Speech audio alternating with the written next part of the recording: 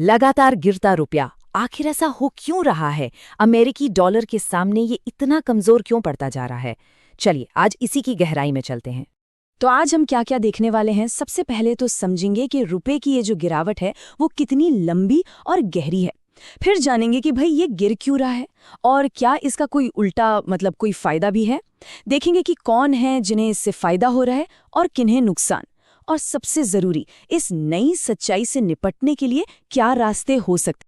तो चलिए शुरू करते हैं और सबसे पहले ये समझते हैं कि ये मामला आखिर है कितना बड़ा। जरा इस टाइमलाइन पर नजर डालिए। ये साफ साफ दिखा रही है कि पिछले 1 दशक से भी ज्यादा समय से रुपया डॉलर के मुकाबले लगातार कमजोर ही होता गया है। और जो बात इसे और भी चौंकाने वाली बनाती है वो है ये आंकड़ा। देखिए, ये गिरावट कोई अचानक या छोटी मोटी नहीं है।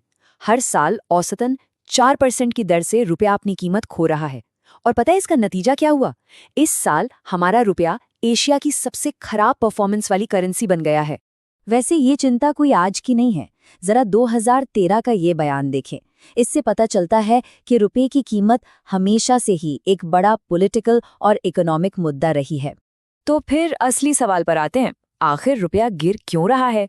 चलिए इसके पीछे के 2 सबसे बड़े कारणों को समझते हैं। बहुत सीधे सीधे समझें तो 2 मेन ताकतें हैं जो रुपए को नीचे खींच रही हैं। एक, हमारा घटता हुआ एक्सपोर्ट, और दूसरा, विदेशी निवेशकों का हमारे बाजार से पैसा निकालना। पहली वजह शुरू होती है टैरिफ से। अब ये टैरिफ क्या है समझिए। ये एक तरह का टैक्स है जो कोई देश दूसरे देश से आने वाले सामान पर लगा देता है। नतीजा, वो सामान महंगा हो जाता है। और इसका असर कितना जबरदस्त पड़ा है वो आप इस चार्ट में देख सकते हैं।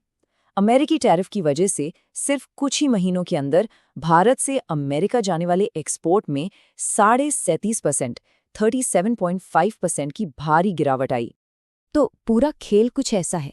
देखिए, टैरिफ लगे, हमारा सामान विदेशों में महंगा हुआ तो लोगों ने कम खरीदा, मतलब एक्सपोर्ट घट गया। अब जब हमारा एक्सपोर्ट ही घट गया तो दुनिया में हमारे रुपए की डिमांड भी कम हो गई। और ये तो सिंपल इकोनॉमिक्स है, जब किसी चीज की डिमांड कम होती है तो उसकी कीमत गिर जाती है। अब आते हैं दूसरी और बहुत बड़ी वजह पर। यह है विदेशी निवेशकों की तरफ से हो रही जबरदस्त बिकवाली। अच्छा, ये होता कैसे है? इसे ऐसे समझिए, विदेशी निवेशक यानी FIIs हमारे स्टॉक मार्केट में अपने शेयर बेचते हैं और उन्हें मिलते हैं रुपए। फिर वो उन सारे रुपयों को लेकर बाजार में जाते हैं और डॉलर खरीद लेते हैं। इससे क्या होता है, मार्केट में अचानक से रुपये की बाढ़ आ जाती है, मतलब सप्लाई बढ़ जाती है। और जब सप्लाई ज्यादा हो और डिमांड कम तो वैल्यू तो गिरेगी ही। लेकिन रुकिए, क्या गिरते रुपया का मतलब सिर्फ और सिर्फ नुकसान ही होता है या फिर इसका कोई फायदा भी हो सकता है? चलिए अब सिक्के का दूसरा पहलू भी देखते हैं। और यहीं पर एक बहुत दिलचस्प सवाल उठता है, क्या ऐसा हो सकता है कि हमारा रिजर्व बैंक ऑफ इंडिया यानी RBI जानबूझकर रुपए को थोड़ा गिरने दे रहा हो? ठीक वैसे ही जैसे दुनिया की दूसरी बड़ी इकोनॉमीज अपनी करेंसी के साथ करती हैं। देखिए, एक कमजोर करेंसी ना एक दो-धारी तलवार की तरह होती है। एक तरफ भारत जैसे देश के लिए जो तेल और इलेक्ट्रॉनिक्स जैसी चीजें बाहर से बहुत ज्यादा मंगाता है, ये महंगाई बढ़ा देती है। लेकिन दूसरी तरफ जो देश अपना सामान बाहर बेचते हैं यानी एक्सपोर्ट करते हैं, उनके लिए ये एक जबरदस्त स्ट्रैटेजी हो सकती है। उनकी चीजें जैसे सॉफ्टवेयर या कारें दुनिया के लिए सस्ती हो जाती हैं और उनकी बिक्री बढ़ जाती है। तो मतलब साफ है कि कमजोर रुपए से हमारी इकोनॉमी के कुछ बहुत जरूरी सेक्टर्स को सीधा फायदा होता है। सोचिए, हमारा IT और फार्मा सेक्टर, उनके लिए तो ये अच्छी खबर है। भारतीय ऑटो पार्ट्स दुनिया में और ज्यादा बिकने लगते हैं।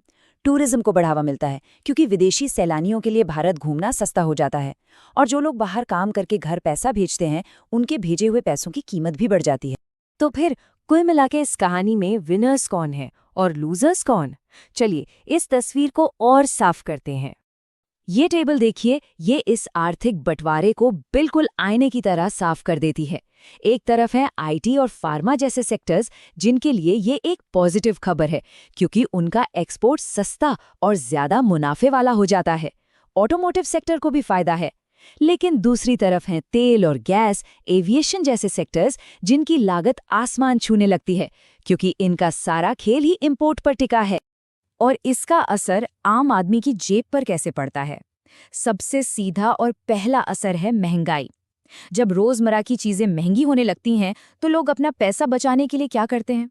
वो उसे कैश में नहीं रखते, वो स्टॉक्स, रियल एस्टेट या सोने जैसी चीजों में लगा देते हैं। और इसी वजह से इन एसेट्स की कीमत भी बढ़ने लगती है। तो सबसे बड़ा सवाल यही है कि इस नए माहौल में, इस नई हकीकत में अपनी मेहनत की कमाई को बचाया कैसे जाए और बढ़ाया कैसे जाए। देखिए, एक बात गांठ बांध लेनी चाहिए। जब करेंसी की वैल्यू गिर रही हो और महंगाई बढ़ रही हो तो कैश हाथ में रखने का मतलब है सीधा सीधा अपनी परचेजिंग पावर को कम करना। असली खेल है एसेट्स का मालिक बनना। तो एक स्मार्ट स्ट्रैटेजी क्या हो सकती है? अपने निवेश को अलग अलग जगहों पर फैलाना, मतलब डाइवर्सिफाई करना। थोड़ा पैसा अच्छे इंडियन स्टॉक्स में लगाइए, थोड़ा पैसा ग्लोबल ETFs के जरिए दुनिया के दूसरे बाजारों जैसे अमेरिका या चीन में लगाइए ताकि लोकल रिस्क कम हो। और हाँ, सोना और चांदी तो है ही, जो हमेशा से ऐसे अनिश्चित समय में एक सेफ बेट माने जाते हैं। तो यहाँ पर गोल सिर्फ रुपए की गिरावट से खुद को बचाना नहीं है, बल्कि गोल ये होना चाहिए कि अपने पोर्टफोलियो को इस तरह से बनाया जाए कि इस हालात से भी फायदा उठाया जा सके, और ये होगा सही एसेट ओनरशिप से। और अब चलते चलते एक बड़ा सवाल छोड़ जाते हैं।